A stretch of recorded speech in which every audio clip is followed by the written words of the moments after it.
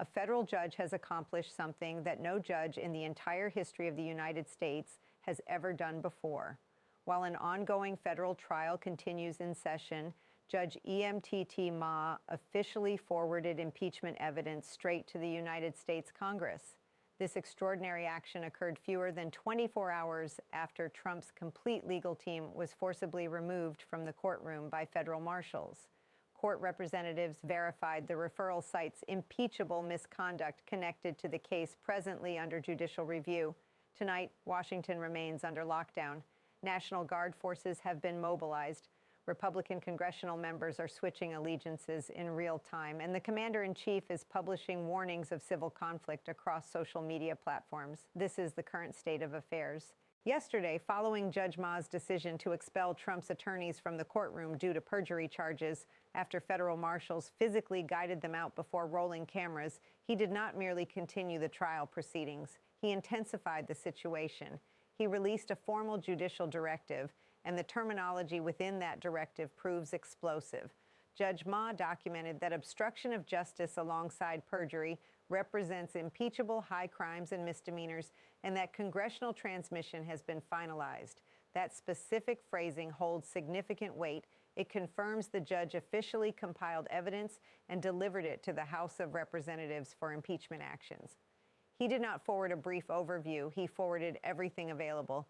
He transmitted complete courtroom records documenting Trump's attorneys providing false statements, 17 distinct occasions regarding emails they insisted did not exist. He attached the $40 million Saudi payment correspondence that demonstrated those claims were dishonest. He incorporated body camera recordings of the attorneys being guided out by marshals, and subsequently he incorporated the most incriminating material available, the Jack Smith audio recording where Trump is captured, instructing associates to disregard court directives, the Letitia James audio recording where Trump is captured threatening judicial officers, all materials sealed, organized, and sent to the House Judiciary Committee. This represents unprecedented territory. A federal judge has never taken this action previously, not throughout Watergate, not throughout Nixon's era, not throughout Clinton's administration, never before in history. The House stood prepared. Resolution Tone 353 has remained inactive since April of 2025. That resolution encompasses 7 impeachment articles: bribery connected to emoluments violations, tyranny linked to military deployment schemes, abuse of authority, obstruction of justice, contempt of Congress, violation of the presidential oath, and incitement charges. Until yesterday's events, that resolution maintained approximately 120 co-sponsors, predominantly Democrats, alongside a limited number of Republicans, insufficient numbers to achieve passage. Everything transformed when Trump's legal representatives were ejected. Everything transformed when Judge Ma dispatched his referral. As of this morning's count, the resolution holds 220 co-sponsors, representing a majority within the House of Representatives, sufficient numbers to impeach immediately. The names being added prove shocking. Thomas Massie, Tom Tillis, Republicans who openly defended Trump during the previous week, have reversed positions. Massie conducted a press briefing this morning stating, "Resign or face removal. He lacks fitness to command." That statement comes from a Republican regarding a Republican president. Representatives Ro Khanna and Al Green have activated the 72-hour procedural rule, a legislative mechanism that compels a floor vote within 3 calendar days. They submitted the motion this morning. By January 11th, at the absolute latest, the House of Representatives will vote on whether to impeach Donald Trump. 3 days represent all remaining time. With 220 co-sponsors already documented, the mathematics prove brutal. Trump faces certain impeachment. The sole remaining question involves how many Republicans will join Democrats during the final vote. That figure continues growing hourly. Republicans waiting to assess political momentum are abandoning ship. They observe the audio recordings. They observe the transcripts. They observe lawyers physically removed from court proceedings for perjury. They recognize they cannot appear on television defending the situation anymore. Trump's reaction has been precisely what anyone monitoring developments would anticipate. He has been posting continuously on Truth Social since the referral arrived. All capital letter tirades about hoaxes, assaults on Judge Ma, assertions of conspiracy theories. And then arrived the post that alarmed everyone present, a warning of civil conflict if Congress removes him from office. A sitting president threatening civil war if Congress exercises its constitutional powers represents more than rhetoric. It constitutes incitement, and every post he publishes becomes additional evidence. Every tirade reinforces the case constructed against him. He cannot restrain himself. He is imploding in real time before witnesses. Washington remains under lockdown conditions. National Guard units have been deployed across the Capitol. Barricades continue being erected. Protesters representing both perspectives are assembling. Pro-Trump factions are protesting about stolen elections. Anti-Trump demonstrators are demanding immediate removal from office. Law enforcement personnel are positioned everywhere throughout the city. This represents day one of the crisis. 3 days remain until the House vote occurs. 3 additional days of turmoil. 3 additional days for evidence to emerge publicly. 3 additional days for Republican defections to accelerate. Everything that has been monitored for months, the audio recordings, the documentation, the court decisions, the resignations from office, has converged into this precise moment. Impeachment approaches inevitably. Nothing Trump attempts can prevent it now. The House vote will occur by January 11th, 3 days from this moment. The 72-hour rule has already been activated. That rule exists specifically for moments precisely like this current situation, when leadership determines delay itself becomes hazardous. With 220 co-sponsors already confirmed, impeachment is not a question of possibility. It is a question of final margin. Will it prove narrow, something resembling 218 to 217, or will it transform into a landslide if additional Republicans defect during final moments? Regardless of outcome, Donald Trump is about to become the first president throughout American history to face impeachment 3 separate times. This occasion, the charges are not procedural or symbolic gestures. They are substantive accusations: bribery, obstruction of justice, abuse of authority, incitement of violence. These are not disagreements over policy directions or executive discretion boundaries. These are allegations that strike directly at constitutional foundations. That distinction carries importance because it transforms how both the general public and the Senate will perceive subsequent developments. Once the House impeaches, the process transfers to the Senate chamber. A trial becomes constitutionally mandated. The Chief Justice will oversee proceedings. House managers will present Judge Ma's evidence in complete form: the transcripts, the recordings, the financial documentation, the body camera footage from marshal escorts. Trump's legal team, whoever remains willing to represent him following yesterday's humiliation, will attempt mounting a defense. And subsequently, senators will vote on conviction. Conviction requires 67 votes. Every Democrat plus 18 Republicans crossing party lines. That sounds like an elevated threshold. Look at developments already unfolding. Republicans who are solidly positioned in Trump's camp are defecting positions. Senators representing swing states are viewing the footage and imagining attack advertisements during upcoming campaigns.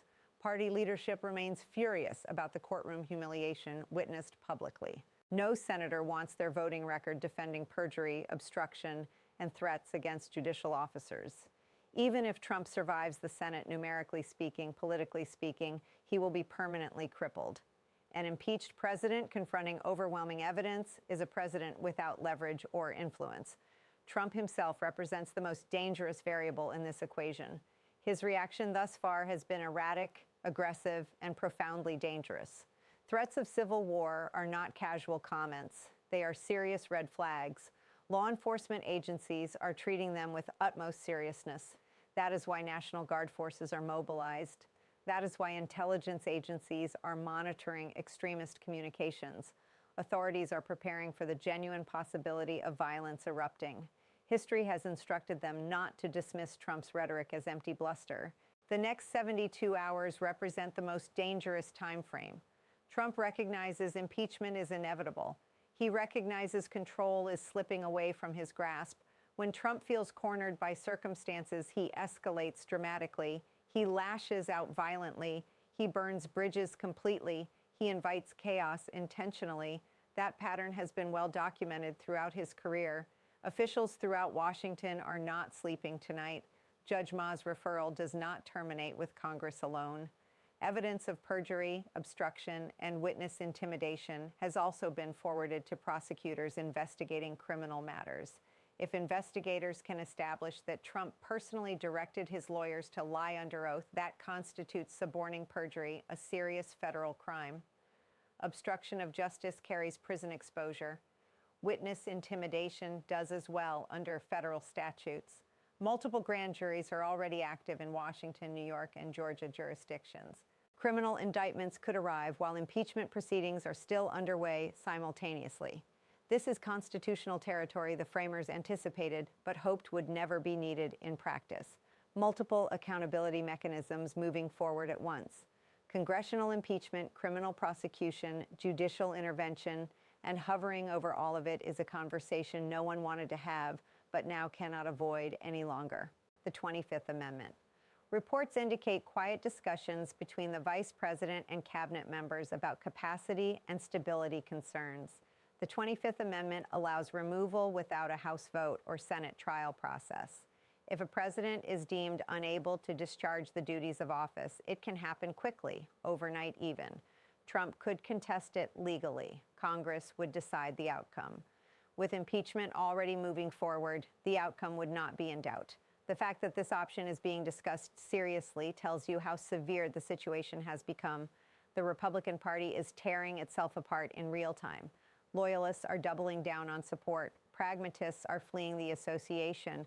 Internal threats are being made against defectors. Lawmakers who defected are receiving harassment. The party is collapsing under the weight of Trump's implosion. With midterm elections looming, many Republicans see electoral disaster ahead if they remain tied to this chaos. Internationally, allies are alarmed by developments. A United States president threatening civil war while facing impeachment and criminal exposure is not a normal headline for global consumption. Adversaries are watching closely, calculating risk, probing weakness. Domestic instability always has global consequences. Right now, America looks unstable to the world. 3 days from a House impeachment vote, a federal judge has formally declared impeachable offenses occurred. A majority of the House has already signed on. National Guard forces are deployed. Criminal investigations are accelerating. The 25th Amendment is being discussed. The Republican Party is splintering.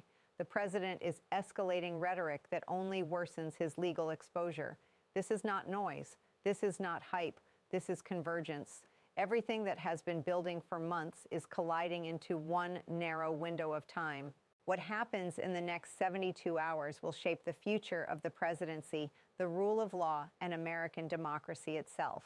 Beyond the immediate mechanics of impeachment and indictment, a deeper reckoning is taking shape, one that cannot be delayed or dismissed once this process begins.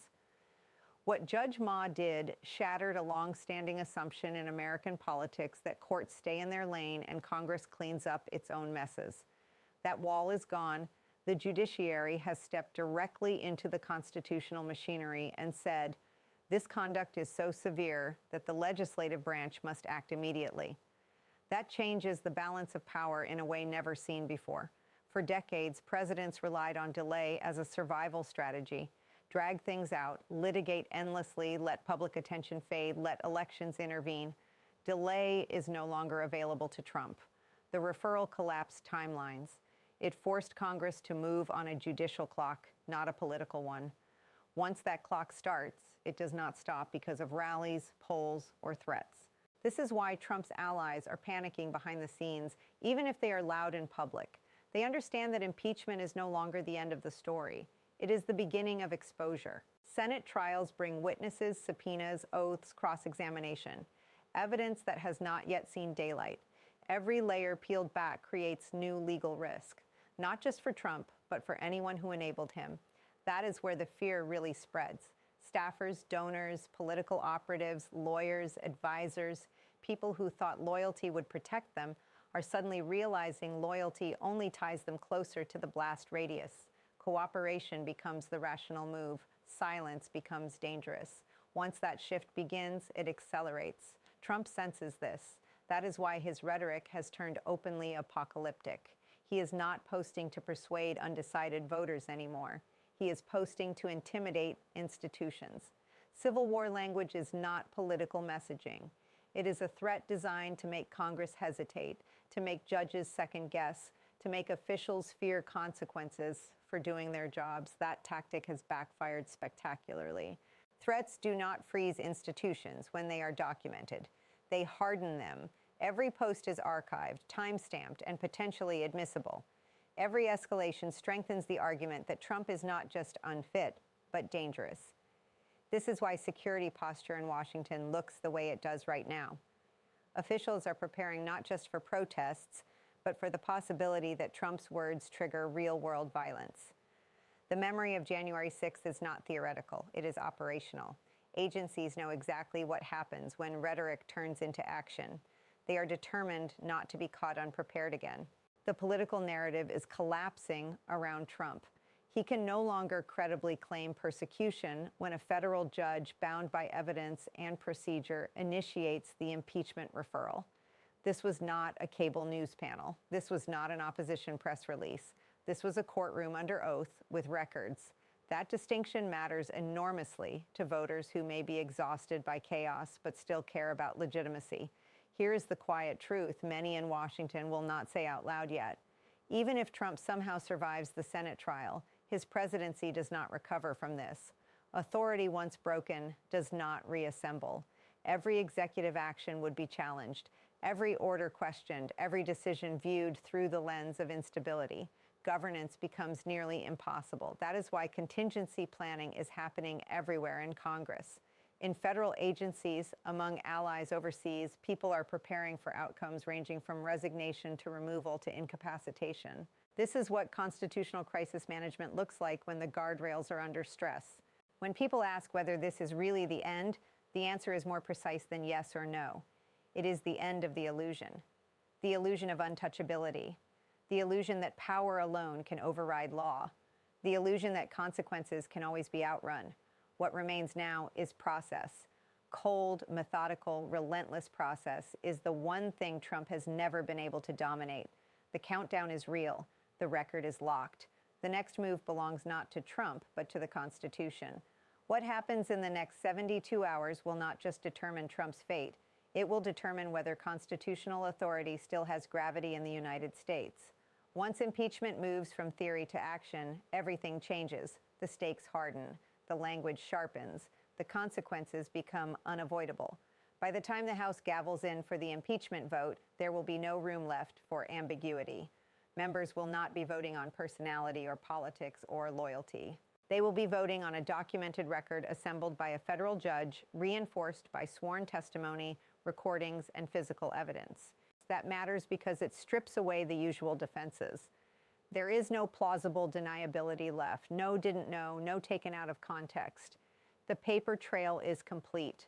That is why the atmosphere inside Congress right now feels less like debate and more like preparation. Offices are coordinating security, leadership teams are planning for multiple outcomes, legal counsel is on standby.